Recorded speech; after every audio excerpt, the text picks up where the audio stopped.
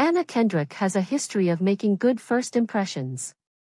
She was nominated for a Tony Award at age 12 for her first starring role on Broadway in the 1998 musical High Society. A few years later, her screen debut in Camp earned her an Independent Spirit Award nomination for Best Debut, and after her first box office success in Twilight, she was nominated for an Oscar at age 24 for In the Air. But now, she feels that she has been interviewing for the first time in 15 years, two main franchises, her future Coach debut, Woman of an Hour. She communicates through Entertainment Weekly in Zoom, and the true crime of the autumn films, actors, singers, and authors in proportion to the films that are known for their quick witness and random confidence. When discussing the period, she leaves her to her. That's how much it means to her.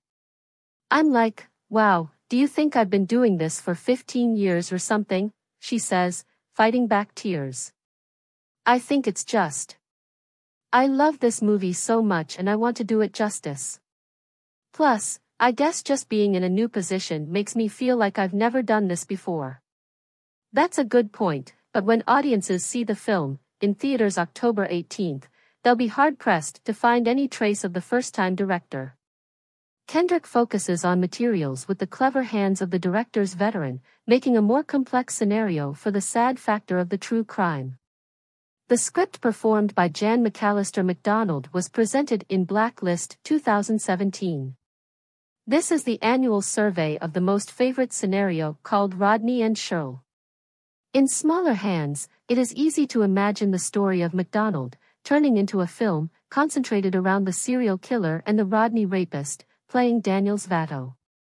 In the highest point from abroad that science fiction, Alcala appeared and won the game for its attendance in 1978. His prize, a date with the episode's bachelorette, Cheryl Bradshaw, played by Kendrick, never happened. Bradshaw found it too scary. After appearing on the show, he went on to murder at least 3 other women before he was eventually arrested. In the film, the victim's friend, Laura, played by Nicolette Robinson, plays a major role in the arrest. I think I knew the story, just like about 50% of the population knew about it. I mean, oh, yeah, I've heard about it, Kendrick says.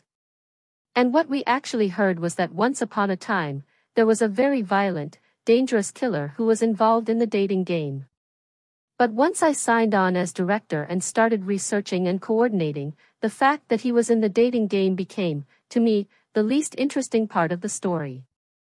Rather than focus the film on Alcala's sassy appearance on the show, she used the dating game as a tool to frame the theme of how to tell who's a safe person and who's not, right? Right, she says.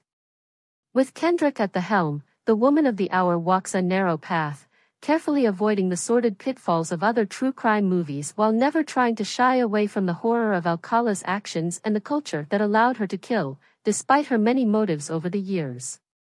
At will. At first glance, the theme may look dark for actors who are known for his manga and music talent.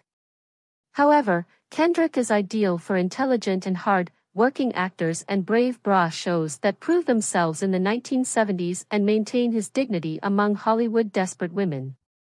Part of the film's joy and, yes, humor comes from watching Bradshaw, who reluctantly appears on a raunchy game show in a last-ditch attempt to revive her acting career, flip the script with a sexist host, Tony Hale, and transform the macho bachelors, except Alcala, ironically, into stuttering boy babies.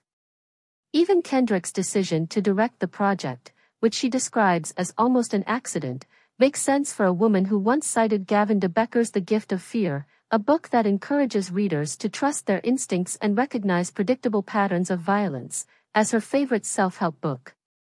Describing what would become a scene in the new movie almost verbatim, Kendrick told the New York